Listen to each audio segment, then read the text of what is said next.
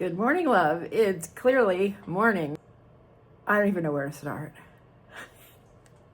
Yes, I do. But one of the things that I really noticed along the way was that we're all the people.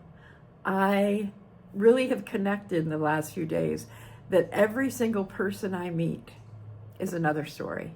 Every person I meet has something valuable to hear and to experience. I know sometimes in our hectic, rushed life, we don't even consider that. That's like the farthest thing from our mind. What tends to be on our mind is our to-do list, where we're going next, the argument we had with our partner before we went to wherever we were going, our bills, all that kind of thing. But looking into the faces of people just filled me with incredible joy as I saw all these people and places for the first time. That this isn't a new revelation, it's a renewed revelation and the perfect kind of message for Good Morning Love. One of my favorite quotes is from Betty Smith, and it goes something like this. This is the Julie-fied version. Look at everything as if you are seeing it for the first or last time. Thus, your life on earth will be filled with glory. Betty Smith wrote A Tree Grows in Brooklyn, which is a classic. If you've never read it, you might want to try it.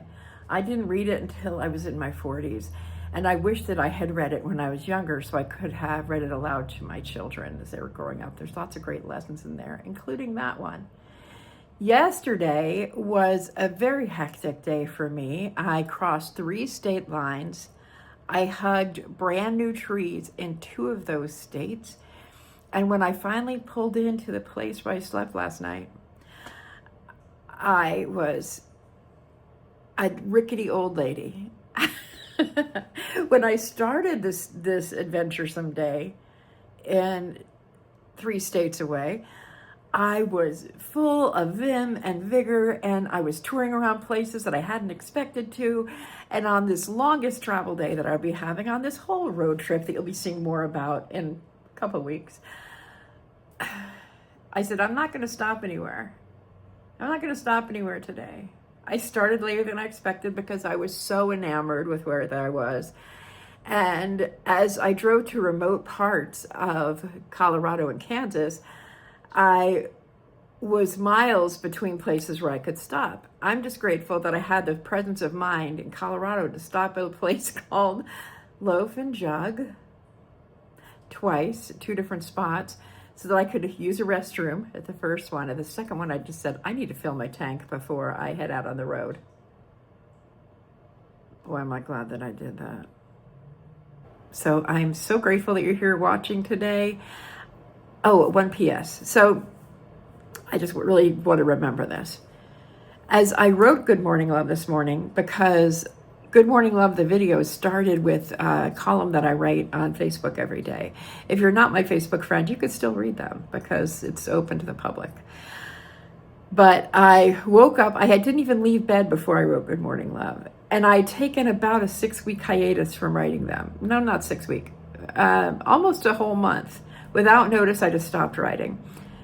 And as I wrote this morning, I was like, why did I stop writing this? I clearly love writing this daily message about how much I love people, how much I love the people who I'm writing for, how much I love life itself.